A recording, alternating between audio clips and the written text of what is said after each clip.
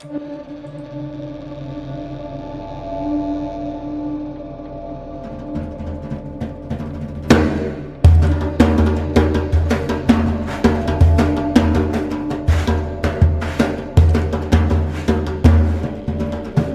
there, it's Lacey J, here to ask you to go to spacebearmedia.com right now to access all our content, buy yourself some merch, and most importantly, send us a message, a question, fan mail, even hate mail. We'll respond on YouTube. Also, please remember to rate and review the podcast on your favorite app or share it with someone you know who loves Lost.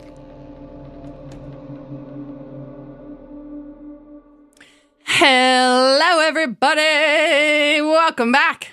It's Lost in My 40s, Season 4, Episode 11. It's called Cabin Fever. It's a Locke episode. It's a Christy episode. But first, how's everybody doing? Great. Fantastic. Awesome. Yahoo! All right, Benjamin. Update us, please.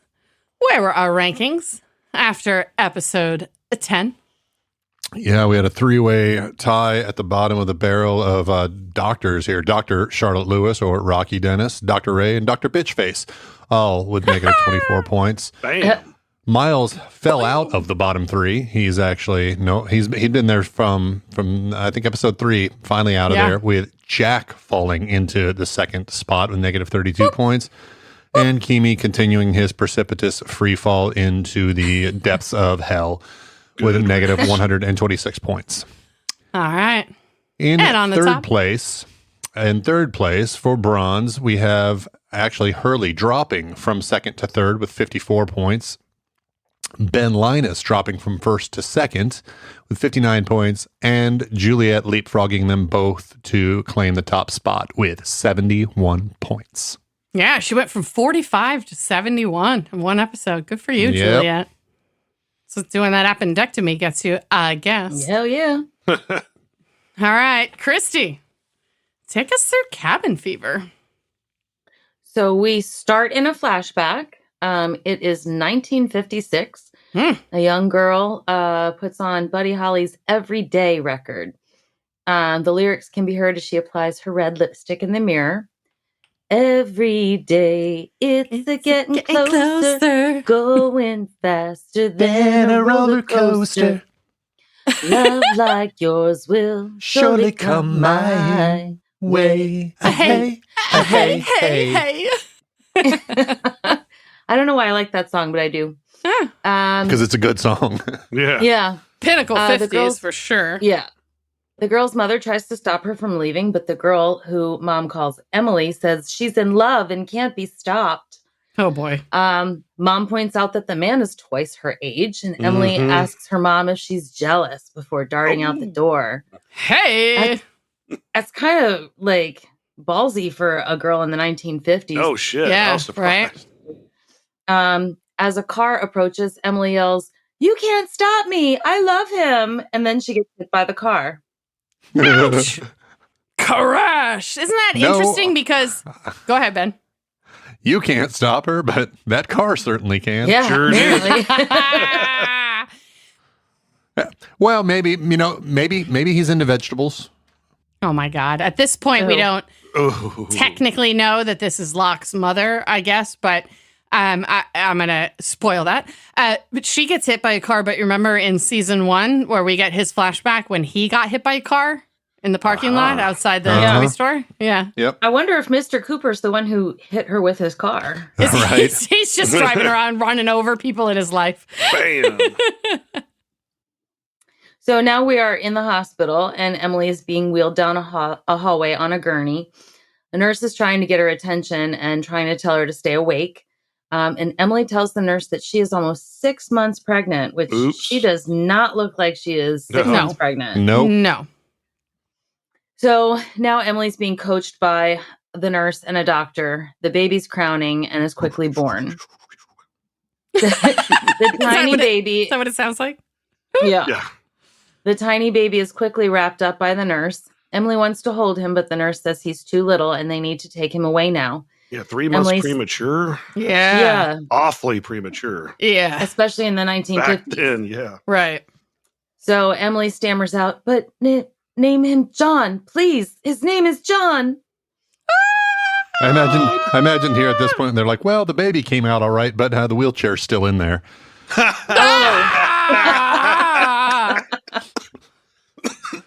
So, look at that. You made Derek choke. Yes. On that one. So, am I correct? Don't Locke and Ben, are both their mothers named Emily? Isn't that right? Wasn't that Ben's I think mom's so. name? Was Emily Maybe. too? Maybe. Was it? Could be. I thought so. All right. Keep going, Christy. I'm going to Google this. I should have done it earlier. Yeah, you Google it, because when I Google stuff, it can give me spoilers. So. Exactly. So we are back to the evening of day 98, but now we see what Locke, Hurley, and Ben have been up to, and they are walking through the jungle in the dark. Yes. Benjamin Linus' parents are Roger and Emily Linus. All right. So Hurley's wondering who the hell builds a cabin in the middle of the jungle. Well. Locke agrees that it's a good question, but he doesn't have an answer to it. And Hurley just doesn't understand why they have to go there. So Locke tells him that he's hoping the man there will tell him what to do about the people who are trying to kill them. They ask Ben how much longer, and Ben gestures toward Hurley and says, I don't know. I've been following him. Locke's That was fun. What? That's great. What do you mean you've been following him? And then Hurley's like, I'm not even in front. It was a really hilarious scene, actually. Yeah. So Ben explains that Hurley was the last one to see the cabin, so that's why he's been following him. And Hurley says, oh, this is just awesome. Ben wonders what John thinks they should do, and Locke decides to make camp. Hurley doesn't want to camp in the dark with the smoke monster and Ben, but Locke says the rest will do them good. Hurley's afraid that the freighter guys might come back and wants to know what they'll do if that happens. And Locke says, I don't know yet. All right. On the freighter, the helicopter can be heard whirling. Whirling? The helicopter's whir. making helicopter Yes, noises. helicopter Noises. Yes. So Saeed wakes up Desmond to tell him that the helicopter's back. They head outside. It's powering down, and Kimi is directing his men on how to get the dead guy out. Dr. Ray wants to know what did that to him, and Kimi sighs and says, a black pillar of smoke threw him 50 feet in the air and ripped his guts out. Bam. Oh. That's I mean, all. okay. Reasonable explanation. Yeah, that Dr. black Ray. pillar of smoke. Got it. So Kimi is like towering over Saeed, and he says that he needs to tell them the location of every person on that island. And Saeed replies, and why would I do that? Yeah, you ain't gonna bully Saeed around. No. Exactly. Nope. So Nope. it doesn't matter that Kimi is a foot taller than him. You can rip his toenails out just as easy as a short guy. Heck yeah. So Captain Galt appears and he's screaming at Kimi, what the hell do you think you're doing, mate? Kimi pulls a gun on Galt and says, you Wow. gave me up. Linus knew who I was. He knew my name. He knew everything about me. Galt says it wasn't him, so Kimi asks, then who did? You can tell by the look on Saeed's face that he now kind of regrets giving Michael up. Oops. Whoopsie daisy. Coral! Galt takes Kimi to Michael, who's handcuffed to some pipes. Kimi kicks the cot that Michael's sitting on and is crushing his leg underneath of it. He stands on the cot, causing even more pain. He asks if Michael knows who he is. And at first, Michael tries to play dumb. But Kimi steps on harder on the cot and asks again, do you know my name? Michael replies, Kimi, Martin Kimi. Uh-oh. He wants to know if Michael gave Ben his name, and when Michael confirms that he did, Kimi cocks his gun, puts it to Michael's head. Galt is yelling for him to wait, but Kimi pulls the trigger anyway. Nothing happens. What? He pulls the trigger shit. again. Nothing happens. Shit. Michael whimpers. Kimi pulls the trigger again. Nothing happens. What the fuck? Apparently, Michael's really good at Russian roulette. Yes, Um, but it's not a revolver. I know. No. The island says So, no. You Nope. you stay alive. Yes. So Kimi's examining the clip as Galt pleads with him that Michael, the mop boy, is the only one who can fix the engines. What? Kimi wants to know why, and Galt says because he's the one who broke them. Wow. So then Kimi punches Michael. Okay, that doesn't make sense. It doesn't make sense. If you know an engine, someone breaks it, you can fix it. It's not like, well, I don't know. I mean, he broke it. He's the only one that knows how to fix it. No. Well, because I could break an engine, but I probably wouldn't be able to fix it. Yeah. I know how to break a lot of things that I don't know how to fix. Right. It's like you have rioters like breaking burning down your store. They're not the ones that you're going to have rebuild your fucking store. Like, right. Yeah, you burnt it and rebuild it. One of these things is not like the other, Captain. Yeah. Okay. All right, Galt. So that takes us to the lost title screen. Mm-hmm. Now it's the morning of day 99, and the scene opens on John's eye, and we can hear the sound of a tree being chopped. Locke is moving through the jungle towards the sound, and there's a thud as the tree falls. Locke sees a man in a Dharma suit. He says hello and introduces himself as Horace. Oh! What? Hi, I'm Horace. I have terrible hair, and I'm a pedophile. How are you? Yeah. So, Locke wants to know what he's doing out there, and Horace replies, "Oh, building a place. Little getaway from me and the missus. Nah, I mean, sometimes you need a break from the DI, the Dharma Initiative." Okay. He laughs, says, "I'm not making any sense, am I?" He turns around, and the tree that he just felled is back intact. Yep. Yeah, Horace, what? Blood running down from his nose. And he says, "That's probably because I've been dead for 12 years. Oh. Yeah. Okay. So then this tree again. He's like a character in like an RPG. Yeah, he's like an NPC character. NPC. Okay. Yep. Yeah. Where like he does those same actions. The shit comes back, and he just kind of like keeps Right. Yeah. Right. You walk Absolutely. up to him, and the same thing happens. He's always chopping wood. Yep. Yeah, you kill him earlier and you come back, later on. There he is again. Great. There he is, chopping wood. You said chopping wood, and do you guys remember back in the 90s when Dana Carvey did the chopping broccoli?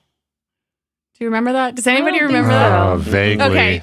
So you can probably find this on YouTube, but Dana Carvey did this like it was part of his stand-up, I think, and he just wrote this song about a guy who goes out and he gets groceries and he comes home and he unpacks them and now he's cooking and now he's chopping broccoli. And then he just sings like, chopping broccoli, chopping broccoli, chopping broccoli. Like it's this whole thing. I don't know. I remember that it was funny in the 90s. So I don't know, maybe Google it. Well, isn't that special? Well, isn't Exactly. that special? So Horace turns back to John and he says again, "Hello there," as if he's on a loop. Yeah. John realizes that the tree is back again and looks perplexed. "You got to find me, John. You got to find me. And when you do, you'll find him." Oh, fuck. Locke asks, "Who?" Horace has blood running from his nose again and he says, "Jacob." Jacob? Horace chuckles, tells Locke Jacob has been waiting for him for a real long time. Oh, shit. He introduces himself as Horace again and says, "Godspeed, John." Go on, John. Isn't his Get last it name chop, Goodspeed? Chop, chop. And isn't his last name Goodspeed? Horace Goodspeed? I think. Yes, Not Godspeed, but Goodspeed. Good. Yeah. Something like that, yeah.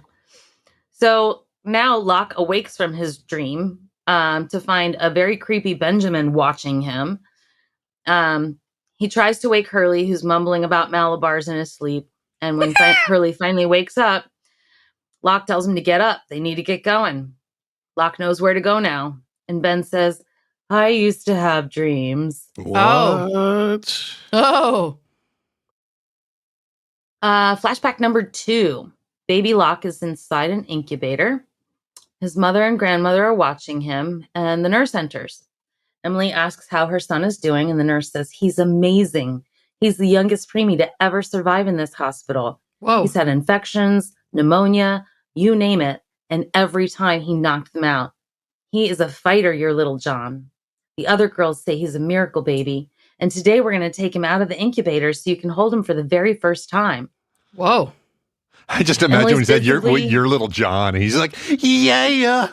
Yeah. My little John, yeah. That's great. You know where my head went to Robin Hood, and then that's not what you were doing. Mm-hmm. Like they take him, they take him out of the incubator, and that's what he's doing. Yeah. What? What?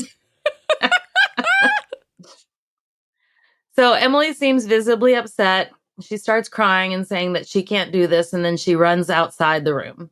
A lot of quitting Her that mother, girl. Damn. Yeah, her mother. She's like 15. Yeah. And back then in the 50s, they usually would disappear when they got pregnant. Go to live with their cousin. Yeah. Right. Well, mom didn't know she was pregnant. Yeah. Right. The 50s were so stupid. So it's the patriarchy. The 50s is almost like I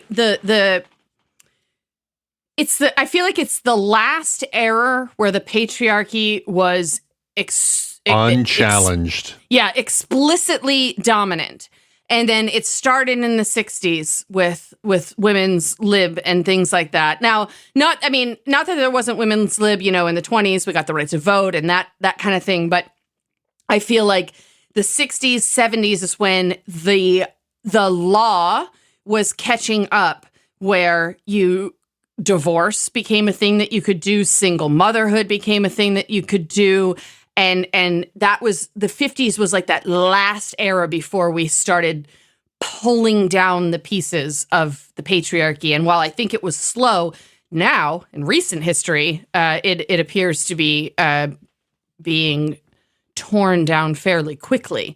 But that 50s is that pinnacle when you hear a boomer say something like "Make America Great Again," that's the shit they're thinking of.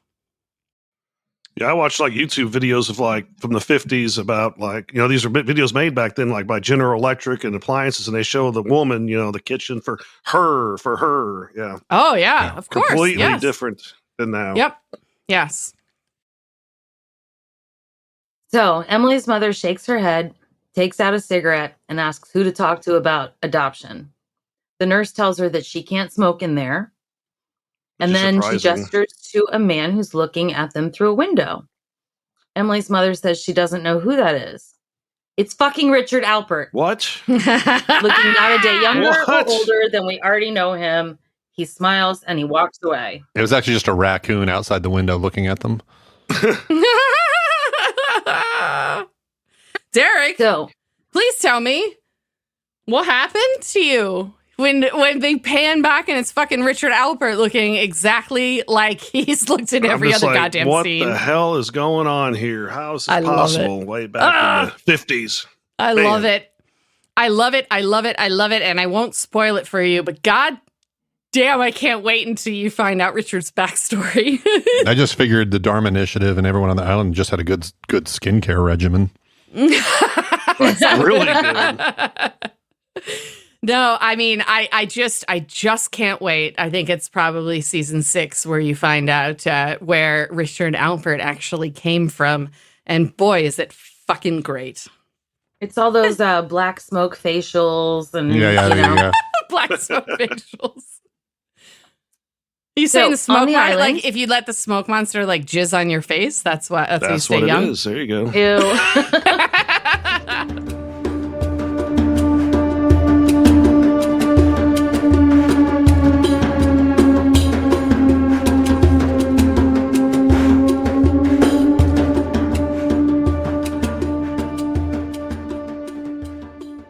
On the island, Locke, Hurley, and Ben are trekking to wherever Locke thinks Horace it might be. And Hurley asks Locke why he's there with them. Locke says he's there because he can see the cabin, and that makes him special. Hurley says that he has a theory that the 3 of them can see the cabin because they're the craziest. Ding, ding, ding, ding, ding. Winner, chicken dinner. Hurley wants to know how Locke figured out where it was, and Locke says, I didn't. We're not going to the cabin. We're going to make a pit stop first. You ever wonder what happened to the Dharma Initiative, Hugo? There must have been at least 100 of them living on this island, manning the stations, building those homes, making all that ranch dressing that you like. That's really kind of fucking rude of him. Ranch composite. Thank you. Ranch composite. Yeah. Let's they're not showing get it twisted. Ben's face this whole time, and it's like, whoa. Mm-hmm. Yeah. So Locke continues. And then one day, they're all gone. They just disappeared. You want to know where we're going? Just then they find themselves standing over the mass grave of Dharma members. And Hurley says, "Whoa, what happened to him?" Locke nods towards Ben and says, "He did." Boom.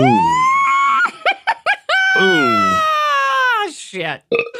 Sorry. Did you belch? I did. I'm drinking beer. Beer makes me burp.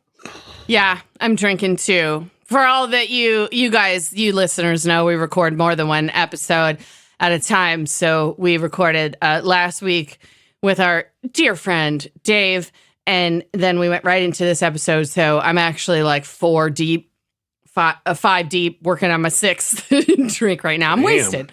I'm fucking wasted. I'm only on 2, but I did bring a little cooler of beer up with me to my office. Ridiculous. Good Lord. A cooler. Wow. I'm drinking Mike's Hard Lemonade, the black cherry. I'm fucking obsessed with them. And I've had 5 since we've been recording today. It's 3:10 3 p.m. I'm really enjoying the Saturday. Lagunitas daytime. Oh, there you go. That's good. Low carb and only 4% alcohol. Oh. And it tastes really fucking good. Only 4%.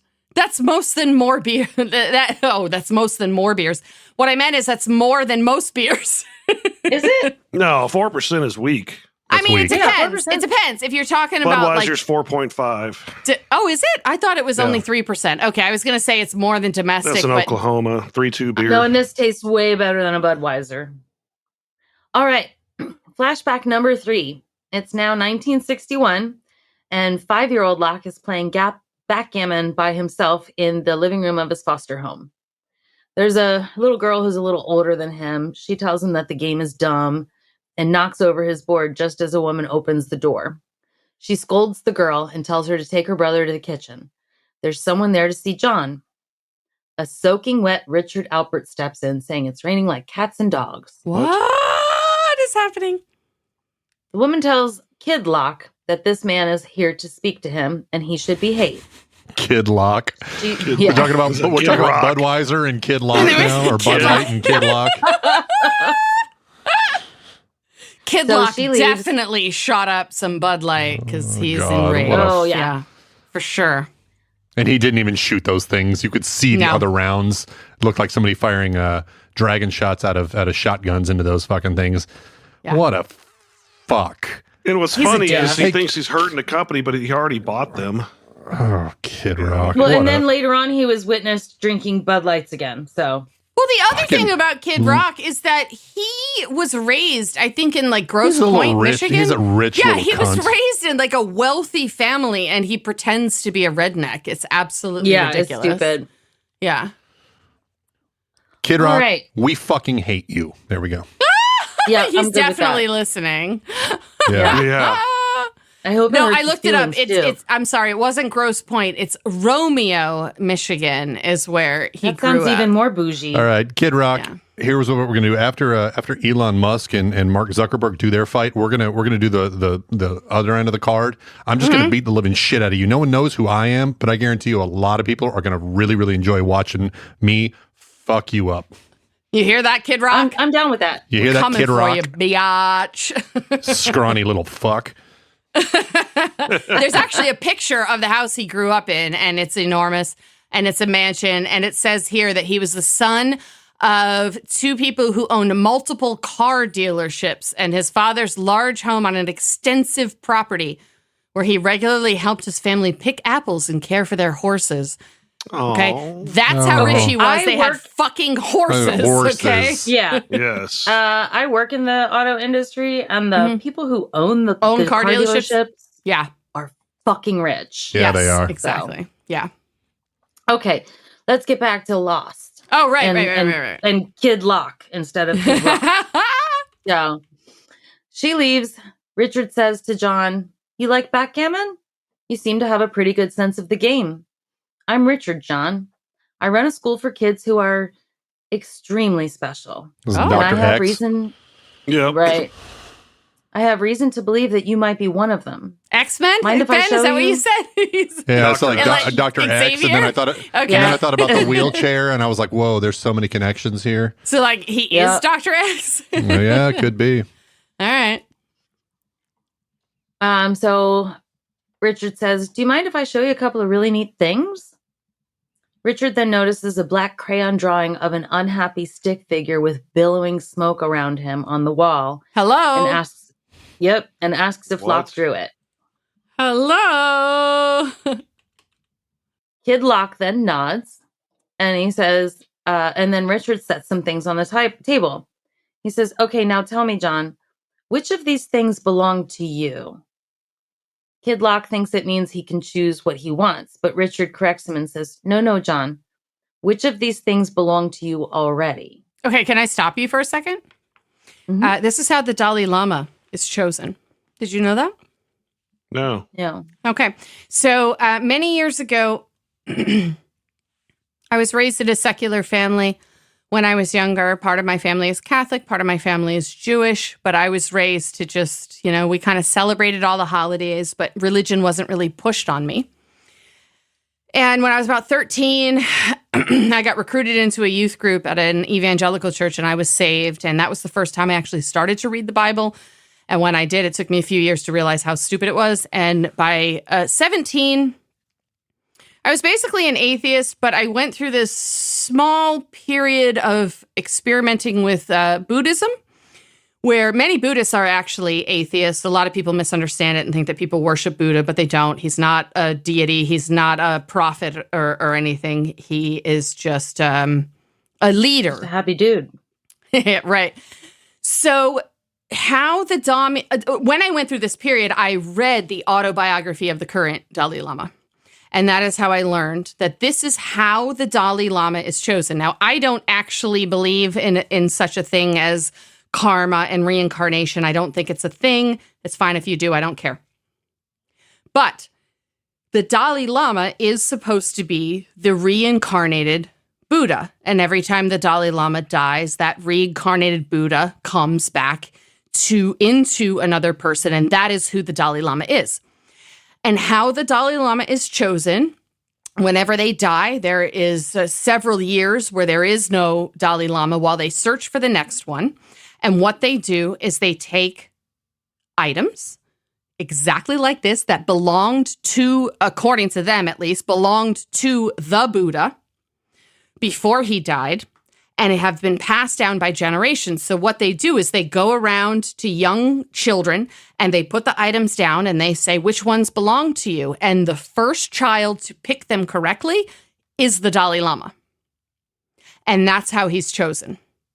Which, to somebody who maybe is Buddhist and believes in the reincarnation, believes that it's actually Buddha, they think that that is really Buddha saying those are my things. From my point of view, it just means a random kid got lucky and then his life changes forever. Or unlucky, depending on how you look at it. Right. But this is how you pick the Dalai Lama. So many fun facts. There you go. How do you pick the Dalai alpaca? The fuzziest one, I guess. All right. Gunga Galunga. Excuse me? Gunga Galunga. That's what the Dalai Lama said in Caddyshack. Oh. Caddyshack. There's a movie that probably doesn't hold up. I think we talked a lot last week about shit that doesn't hold up. My guess is Caddyshack is probably a lot of cringe. I actually think Caddyshack does hold up pretty well. Yeah, you think? I watched in there that there's crude humor, but I don't think I don't feel like Caddyshack punches down a whole lot. All right, so here's what we're going to do. Ben and I are having a grown-up sleepover with a friend tonight. I think we're going to watch Caddyshack, and we will report back in episode 12 whether or not it holds up. Christy? All right. So, prospective Dalai Locke considers his options as he chooses a vial of some kind of substance. It might be like sesame seeds. I don't know. A compass. And after a pause, he chooses a knife. Oops. Richard wants to know if Locke is sure that the knife is his. John nods. Richard sighs and asks again if he's sure. Wrong answer. Mm-hmm. Yeah. John nods again, and a frustrated Richard says, well, it doesn't. Richard snatches all the items back, packs them away. The foster mom returns to ask how he did, and Richard says, I'm afraid John isn't quite ready for our school. I'm sorry I've wasted your time. Thunder cracks, and Richard leaves. The foster mom turns to Locke and says, "What did you do?" A sad and confused face stares back at her.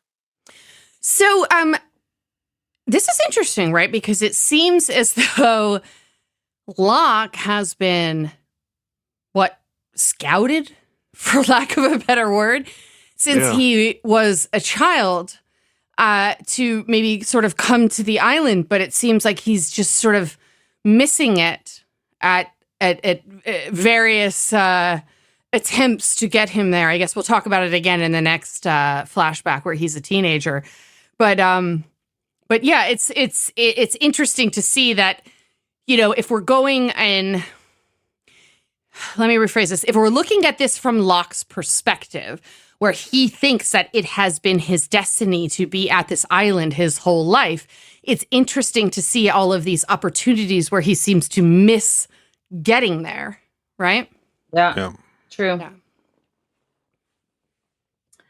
So, back on the island, Locke is digging through the bodies in the pit. Gross. Hurley wants to know what he's doing down there, and Ben shrugs. Hurley asks if this is where Ben shot Locke and left him for dead. Ben says, "Yes, Hugo. I was standing right where you are now when I pulled the trigger. Should have realized at the time that it was pointless, but I really wasn't thinking clearly."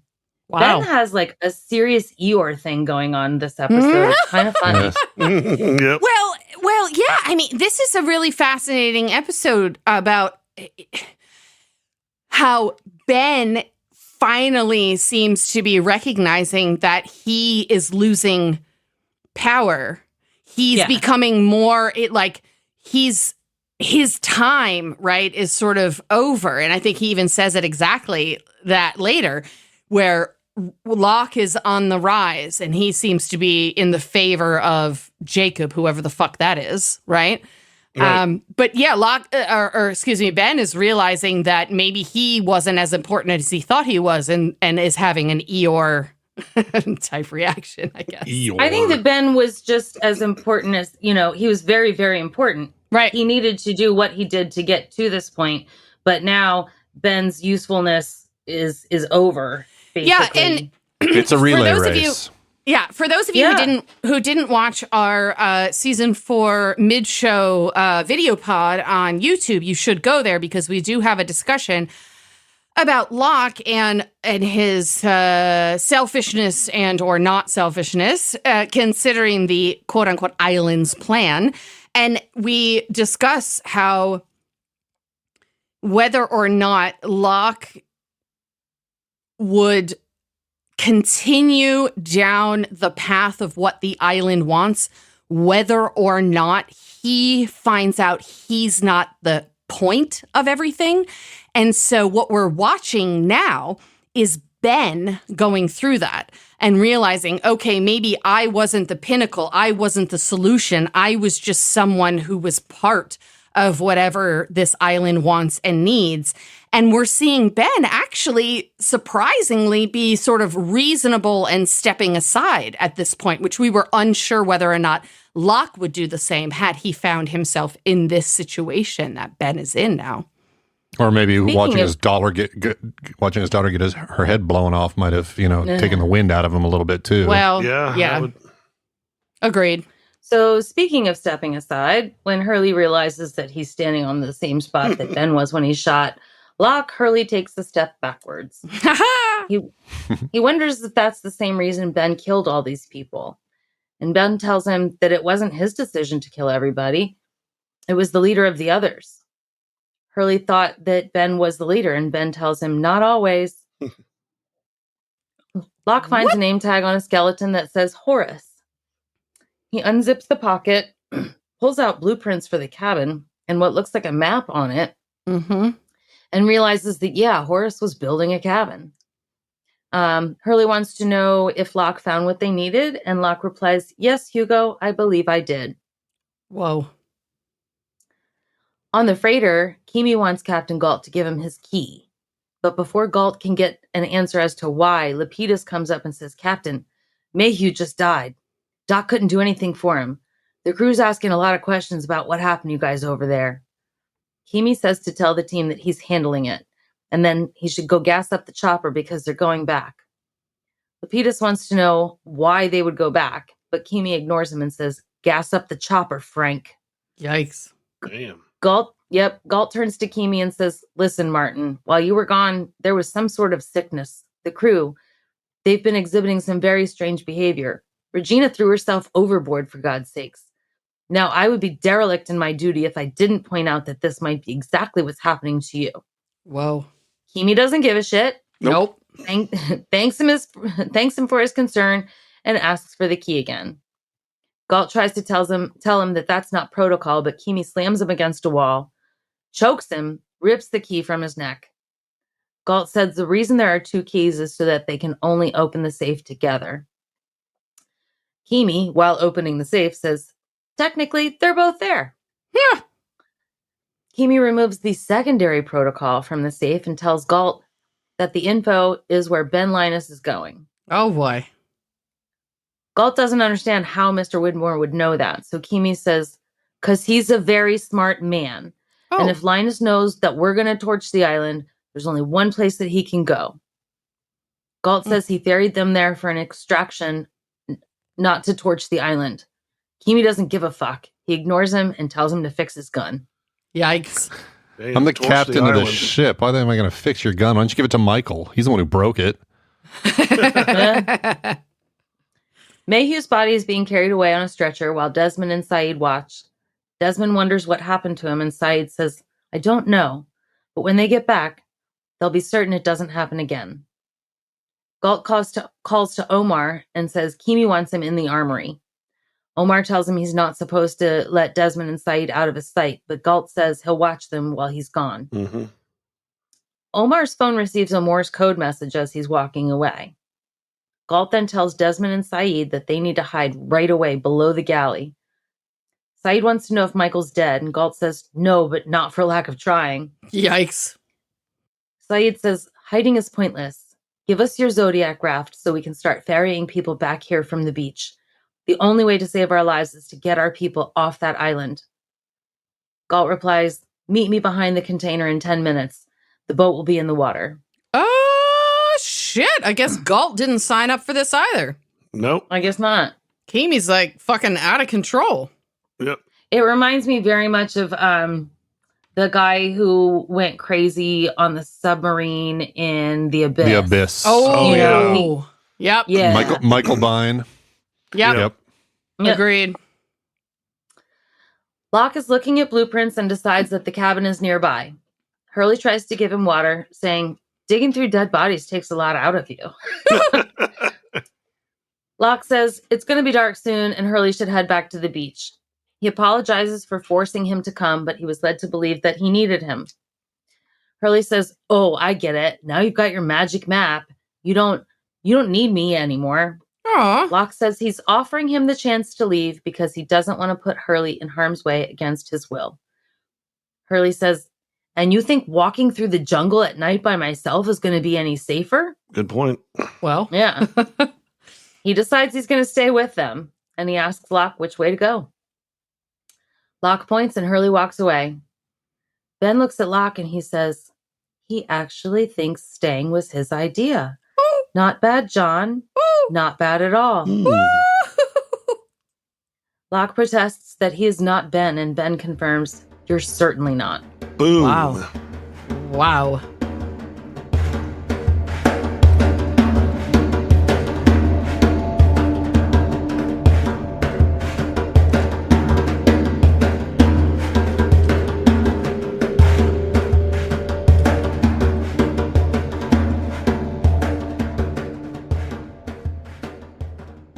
Flashback number 4. 1972. Locke is 16 years old, and he's been stuffed in a locker. Whoops. He's yelling and banging and trying to get out. A teacher releases him and asks him if he's okay. Locke says he's fine as a group of cheerleaders stand around laughing at him. The teacher tells the girls to get to class. Then he notices that Locke is bleeding, and he tells them, let's go see the nurse. Did anybody notice the t-shirt that Locke was wearing in this scene? No. Geronimo It Jones. was Geronimo Yeah, it was- Jackson. Geronimo he had Jackson, that's right. Yeah. a picture in his locker, too, I think, that said Geronimo Jackson on it. Yeah. So now 16-year-old Locke is in the teacher's office, tells him that he doesn't want to talk about it. The teacher says, I know you're probably upset right now, but I do have some exciting news for you. I got a call from Portland recently. Portland. What? There's a company up there doing some very exciting things in chemistry and new technologies. They're called Middleos Laboratories. I spoke with a Dr. Alpert. What? Very interested in finding young, bright minds to enter into these new fields of science. They want you to go to camp this summer. Locke Whoa. replies, science camp? Don't you understand that things like science camp are the reason why I get stuffed into lockers? Well, The teacher tells Locke that this is a great opportunity. When Locke questions how they even know about him, the teacher says they must have had a rep at the Costa Mesa Science Fair. Locke screams, I'm not a scientist. I like boxing and fishing and cars. I like sports. oh boy. I like Scientists fear. So a lot do of that. scientists, I know. I'm getting- scientists so I'm like all getting- of that too. I'm getting very strong Brett Kavanaugh vibes from John in this scene. I like raping then women. Squee walks in the room. Squee. Right? So the teacher replies, I'm going to tell you something I wish someone had told me at your age. You might not want to be that guy in the lab surrounded by test tubes and beakers, but that's who you are, John. Oh You my. can't be the prom king. Ooh. You can't be the quarterback. Ouch. You can't be a superhero. Burn. Yikes. Locke slams the science camp pamphlet down on the table and yells, Don't tell me what I can't do. Oh. Oh. Technically, she didn't. She says you can't be the prom king. You can't It be was the a he. quarterback. You can't be a superhero. So she didn't say what he didn't That's say or she, whatever. The teacher was a he, I think, but Yeah. But apparently that's been his mantra forever. So. Yep. for a long time. Yeah. Well, back But on isn't the this nuts? Like if Kahana, he had just agreed to go to science camp, he could have made it to the island at 16. he could have been in the Dharma Initiative and then Right. killed by Linus. Then Yeah. killed by You're right. Linus. Yeah. Back on the Kahana, Lapidus opens Michael's cell and uncuffs him. He asks why Michael didn't tell him that he was a survivor of 815. Michael says it's because he wouldn't have believed him. What? Lapidus says, You didn't think I'd believe you? I tell you that I'm one of the only people in the world that think that plane on the bottom of the ocean is a hoax, and you didn't think I would believe you? Well, Michael says he couldn't trust Lapidus since his boss is the one who put it there. Hmm. Lapidus laughs and says, Man, I thought I was Mr. Conspiracy, but you got me beat there. yeah. Michael pleads with Lapidus not to fly Kimi back to the island. Lapidus says he'll handle Kimi, but Michael continues to plead, You can't fly him back. He's gonna kill everyone on that island. Everyone. And you don't want that on your conscience, man. Trust me. Oof. They exit the room into the hallway and they notice Omar attaching a device to Kimi's arm in another room. I think this was just an excuse for Kimi to show off his body by Yeah, taking he's off got his nice shirt. muscles. That's for sure. He does, yeah.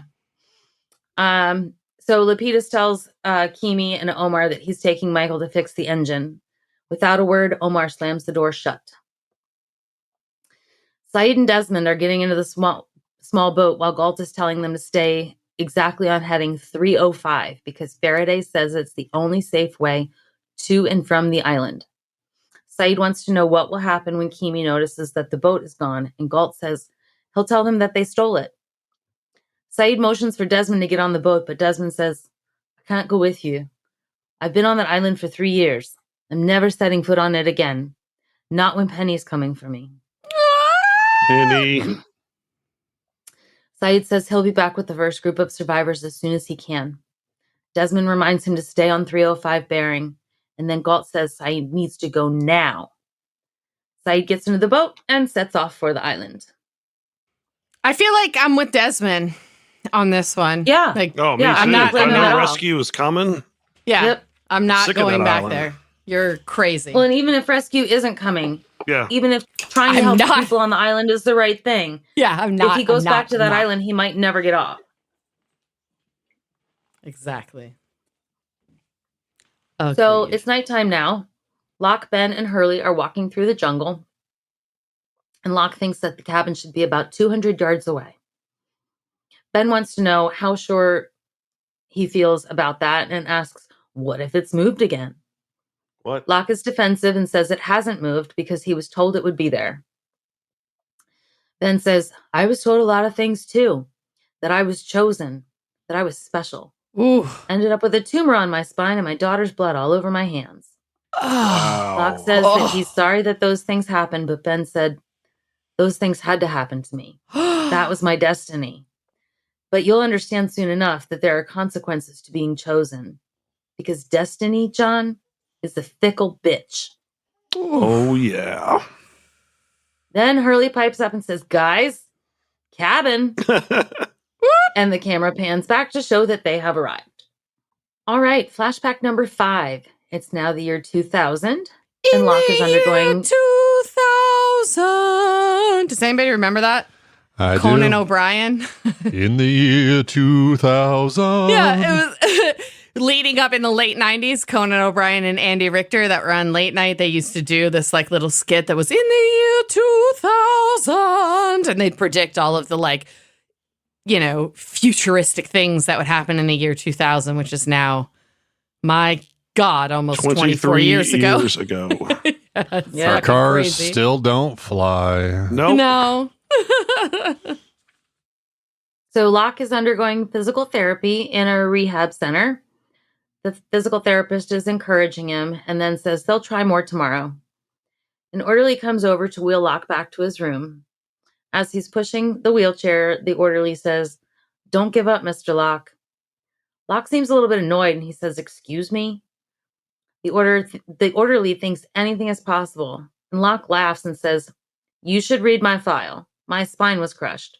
There's a 98% chance I'll never get any feeling back in my legs. So I don't know what I'm even trying to... But before he can finish, the orderly interrupts and says, as a matter of fact, I did read your file. You survived falling 8 stories out of a building. That's a miracle, Mr. Locke. At this point, the camera pans up to show you that the orderly is Matthew fucking Abaddon. What? If you couldn't tell from the voice already. Yeah. I Right, know, yeah. yeah. I definitely could, but still. So this is a so we good can- place. I'm going to interject for a second and talk about, I've been prepping the season 4 bonus episode, Theories and Questions. And I did promise that we were going to dive into character names. And I think I'm going to lie about that, or I was lying about that. I think I'm going to move that to the end of season 5 or season 6. Because I also, I read that goddamn book, The Invention of Morel. And you know what? It's actually pretty good. And there are more pieces of that book. The deeper you get into it, the more you see what they pulled into this show, which I think is really fascinating. So we're going to go into that. I promise not to Gilgamesh you. I won't read you the whole story, but I am going to pull out a bunch of really interesting points that correlate with this show that I was not expecting when I read the book. The reason I stopped here, though, eventually, when we go into kind of what's in a name, Matthew Abaddon, I think is my favorite hidden gem. Let's put it that way. Don't look it up, Cool. Derek. We'll talk about it later. Abaddon continues, let me ask you something. Do you believe in miracles? Locke says he doesn't, so Abaddon tells him that he should, because one happened to him. Locke is annoyed and says he'd like to get back to his room. Abaddon tells him that he needs to go on a walkabout. Locke doesn't know what that is, so Abaddon tells him it's a journey of discovery in the Australian outback with nothing more than a knife and your wits. Wow. Locke says, I can't walk about anything. In case you haven't noticed, I'm a cripple. Abaddon replies, is that what you are, Mr. Locke? I went on my walkabout convinced I was one thing, but I came back another. I found out what I was made of, who I was. Locke points out that he's back there and an orderly, but Abaddon says he's a lot more than that. The elevator dings open and Abaddon pushes Locke into the elevator, but he doesn't get on the elevator with him. Yeah, it's weird. Yeah, he pushes the button and Abaddon says, when you're ready, Mr. Locke, you'll listen to what I'm saying. And then when you and me run into each other again, You'll owe me one. Whoa. Wow. Elevator door closes. Wow. Looked like for a while I thought he was gonna push him down the stairs. Yeah, that was what they wanted you to think, I think. Yeah. I think. I think. So now we're back on the boat, and the mercenary crew is loading gear into the chopper. Desmond's watching from afar. Omar tells Ray that the Morse code message that he got from the beach said that the doctor had washed ashore with his throat slit. Say What? Ray says, but I'm the doctor. And Omar says, crazy, right? Uh-oh. That's when I Kimi comes first up saw to Ray. check I was that- like, what's he doing there? Oh, yeah. It's the whole weird timing thing. Time slippage. Yep. Kimi comes up to check that everything's ready and then tells Lapidus to fire her up. Lapidus says, Mr. Kimi, I was hired to fly scientists. Whew. Kimi tells him to get his ass on the chopper, but again, Lapidus refuses. Kimi threatens to kill him, so Lapidus reminds him that he's the only pilot. Duh. Mm-hmm. So Kimi looks at Ray and apologizes to him before slicing his neck open. There you Yo! go. While Sorry. Dr. Ray is gagging on his own blood, Kimi tosses him overboard. Kimi tells Lapidus that for every 30 seconds more he's on the freighter, someone else will die. God damn it, Kimi.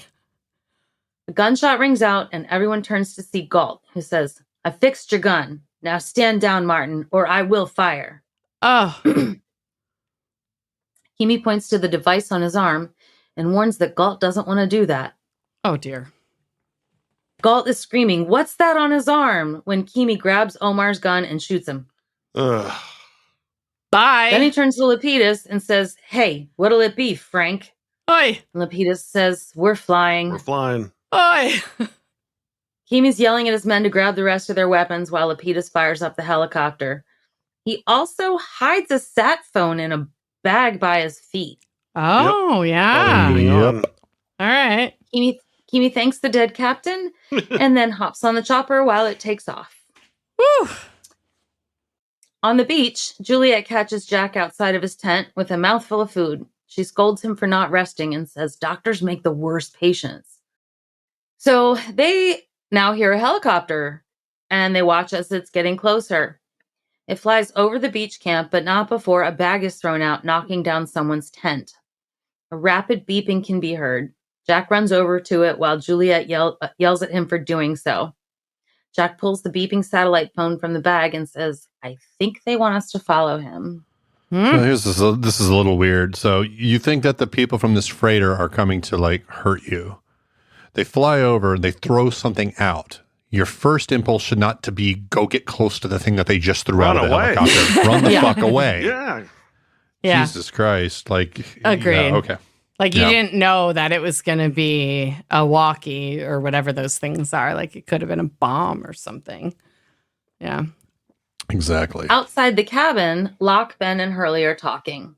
Locke's ready to go inside, and Ben says he's not going in with him. He says, What?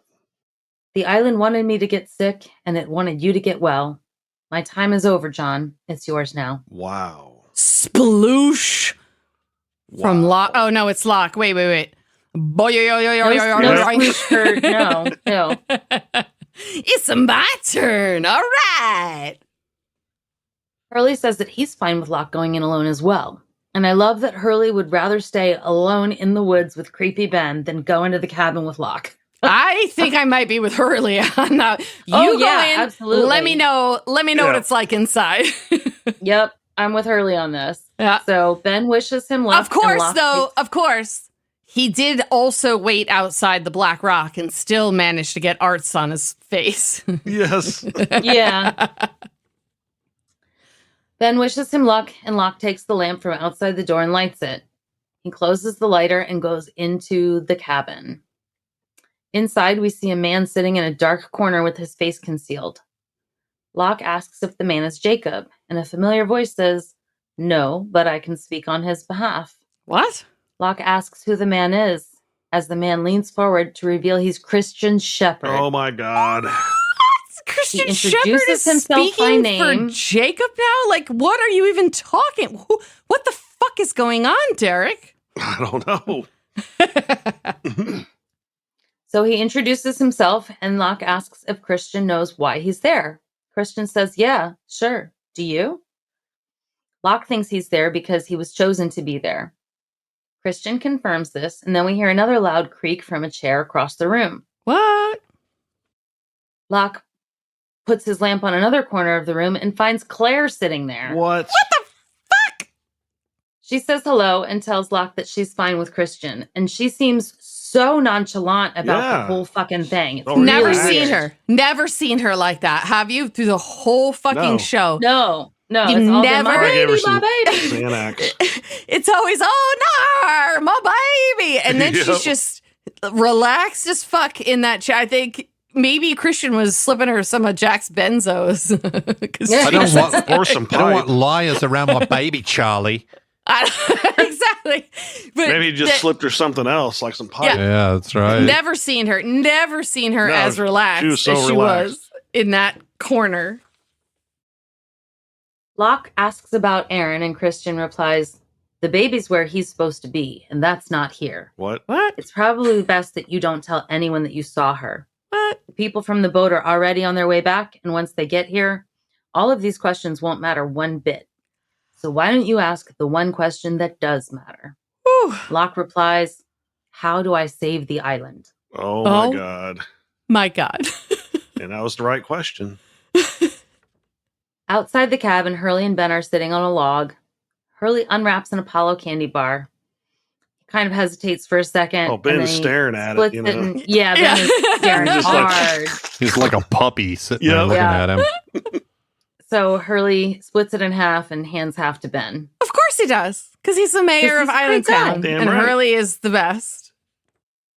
They hear the door creak and Locke walks out. Ben asks, did he tell you what we're supposed to do? And Locke says he did. When Ben asks, well, Locke says he wants us to move the island. What? Lost title screen, end of episode, mic drop.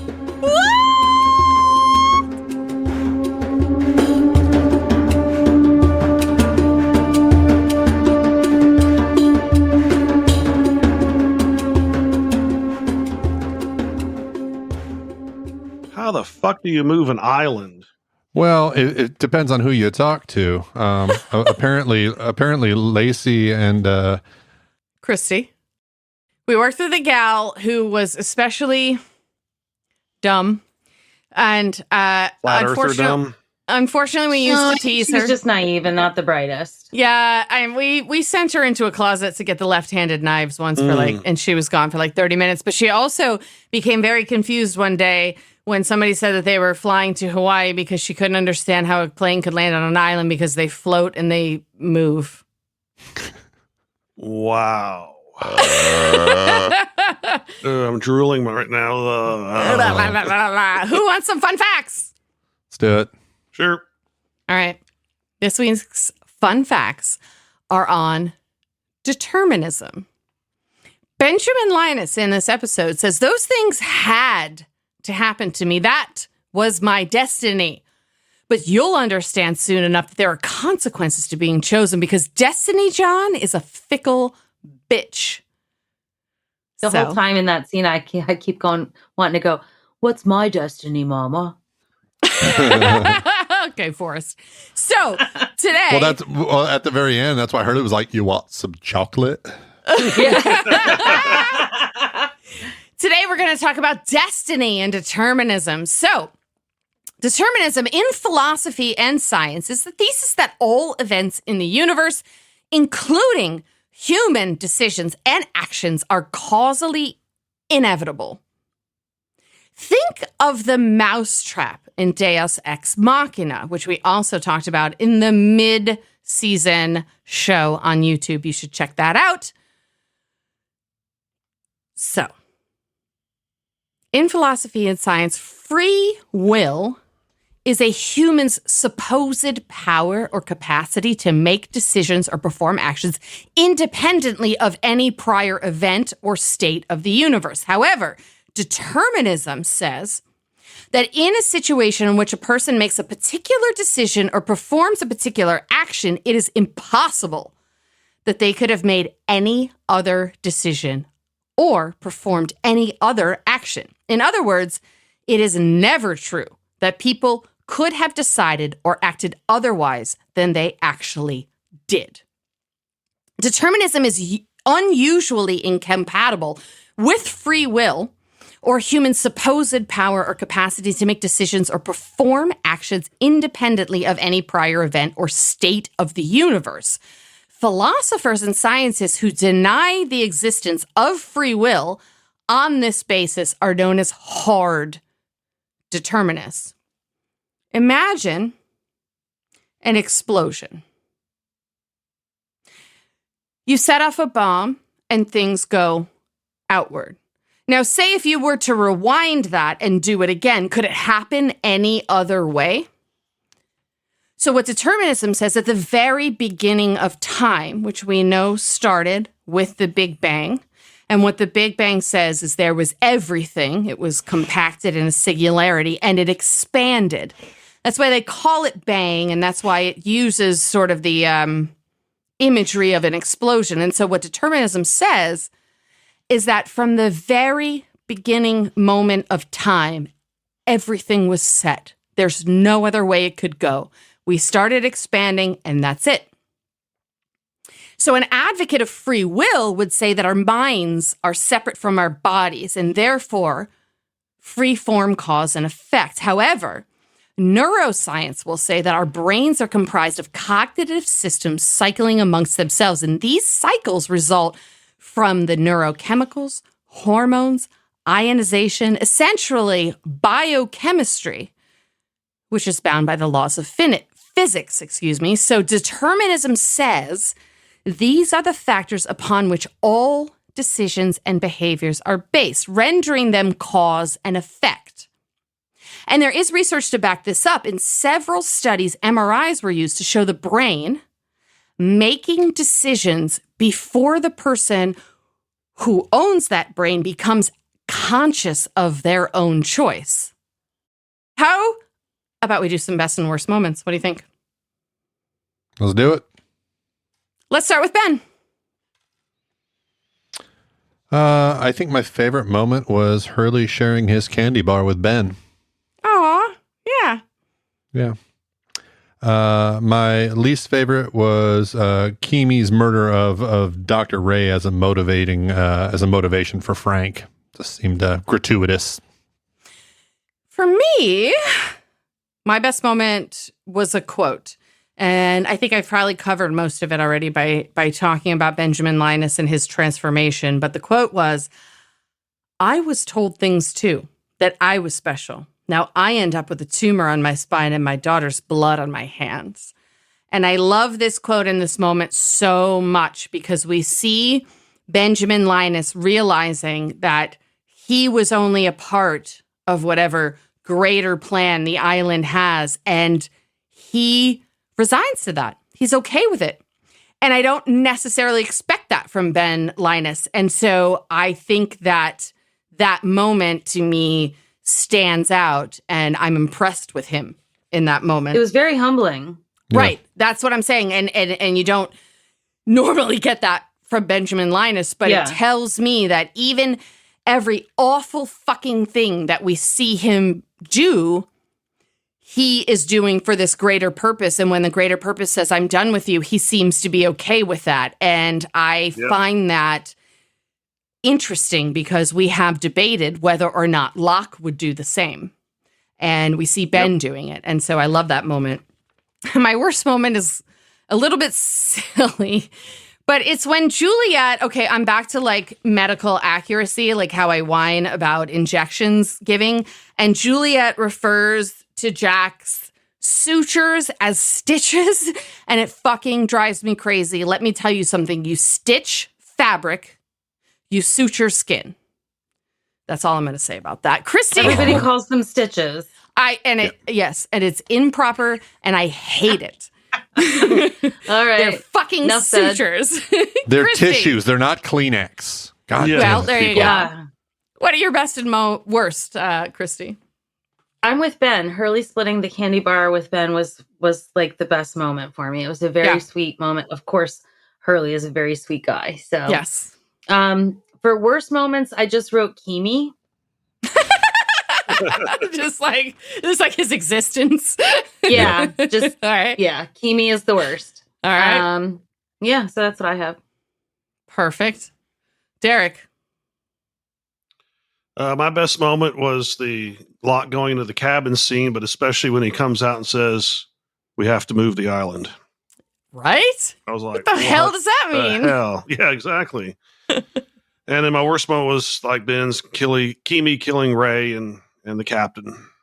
Okay. All that bullshit, which I knew was coming whenever Lapidus said we wasn't going to fly, and we can't kill him. Well, let's start killing everybody else. Yeah. Right.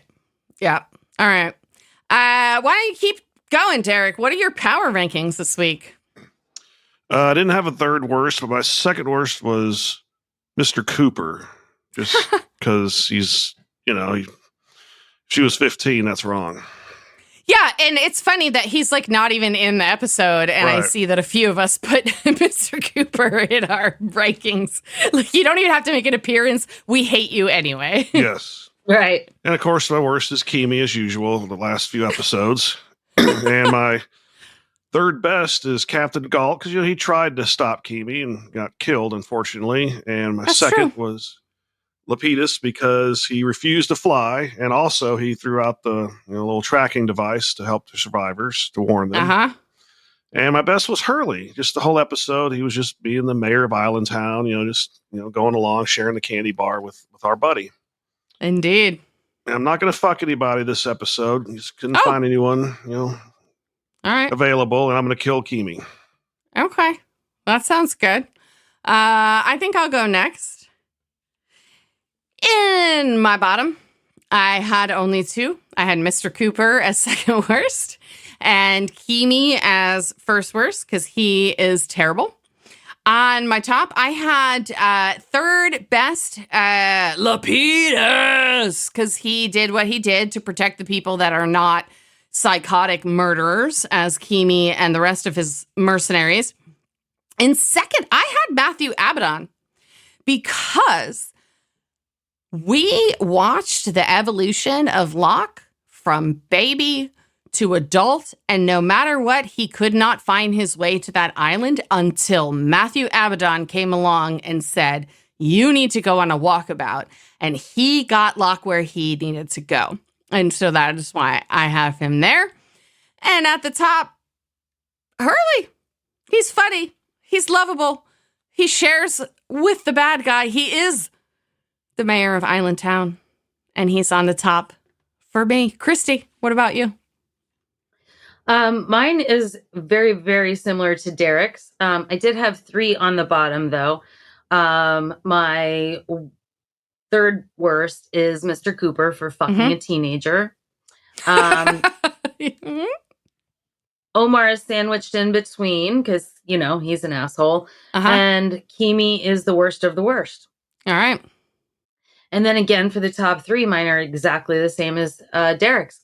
Captain Galt, he, helped Saeed get away. He's trying to do the right thing. Frank, because he's also trying to help the survivors and do the right thing. And then Hurley, because Hurley's just awesome. Yeah. And then I'm going to fuck Hurley and kill Kimi. All right. I don't think I said my fucking kill. I completely forgot. No, I'm going to kill Kimi like everybody else, and I'm going to pity fuck Benjamin Linus because his time is over and he needs a good humping.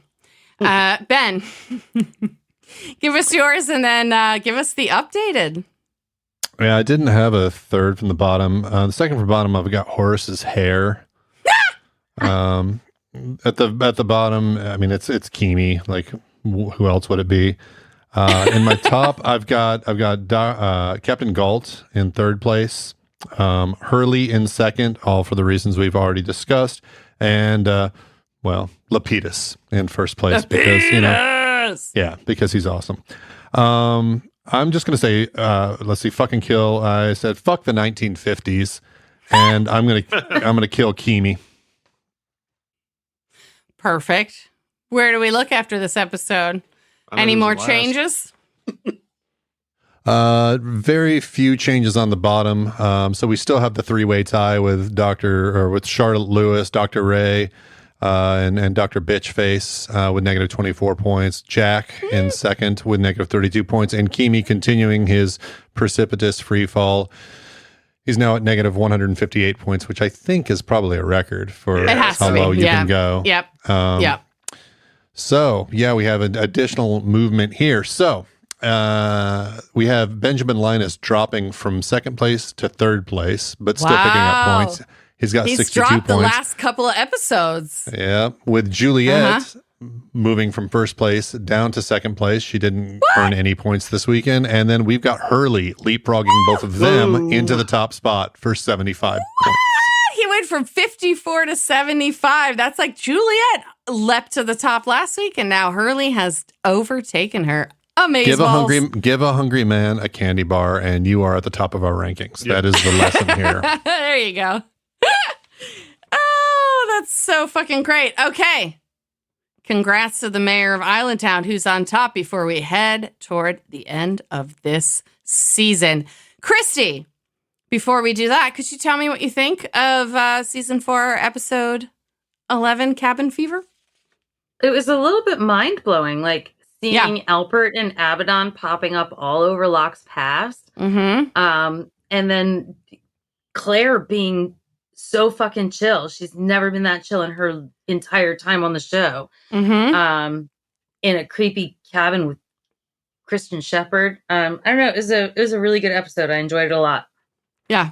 I enjoyed it too. I also think it's part of that sort of slow burn toward the end. Like last week was a little bit headed toward it. This week is building a little bit more. I do think some of the awesome parts of this was seeing Locke near miss his supposed destiny so many times. And why has that happened? And, it leads me to wonder, like, is he really supposed to be on the island? And then seeing Ben humbling himself and admitting that, like, his time is over. Now, whether or not that makes him more or less dangerous, I suppose we still have a few episodes to go. I think overall, it's a good episode. I love the way it forwarded the plot, and it definitely leads me wanting to head into the finale of this season. What do you think, Ben?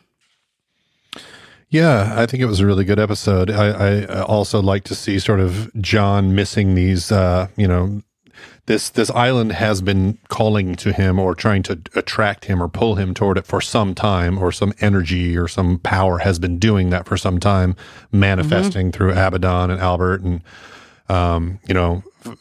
so that I thought that was really, really, a really kind of cool tension that they established between the flashbacks and the present. And then I think kind of seeing Kimi just become the sort of murderous villain more so, and showing that, like, now we've got sort of the power struggle really sort of galvanizing on both sides was really nice. And then at the very end of it, to have it all come out, I mean, aside from Claire leaving her baby and then showing up with Christian Shepherd, what the fuck is going on with that? The fact that he comes out at the end and he says, basically, we have to move the island. Yeah.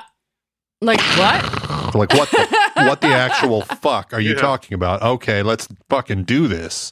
It's like nuclear hurricanes. It was this is the type of episode that I like, because it balances the sort of human drama of like, in this case, Locke being sort of unclaimed, unwanted, as it were, with this thing that actually really, really wants him, but he keeps missing. And you have that all sort of counterpoised with the just sort of fantastical elements and the struggle. So I think this is a really, really good episode. Okay. Derek, what did you think about Cabin Fever? And did it leave you with any questions going into the finale of the season? Yeah, I thought it was a really good episode. I liked the cabin scene. It was just kind of strange just seeing Claire just laying there chill, out in the middle of nowhere with Christian Shepherd.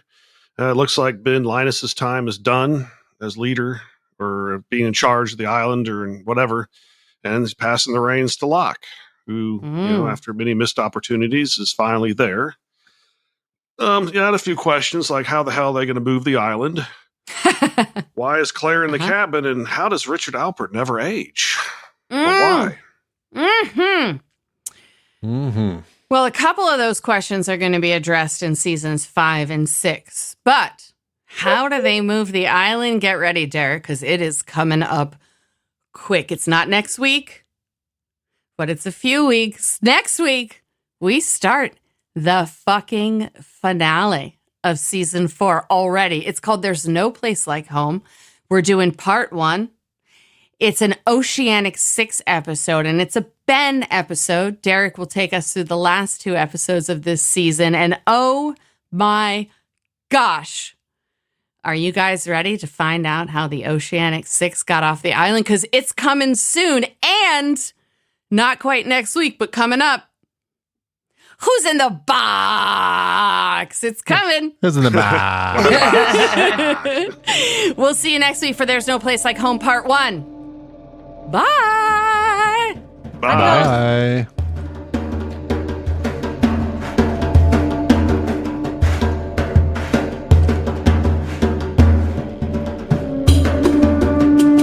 Lost in My 40s is a Space Bear Media production. Executive produced and edited by me, Lacey J. Sound engineering, editing, and original music by Benjamin Trimp. Like and follow Lost in My 40s on Facebook and SpaceBear_media on Instagram and Threads. Plus, follow Space Bear Media on YouTube for extra video content. Or for everything in one place, go to spacebearmedia.com.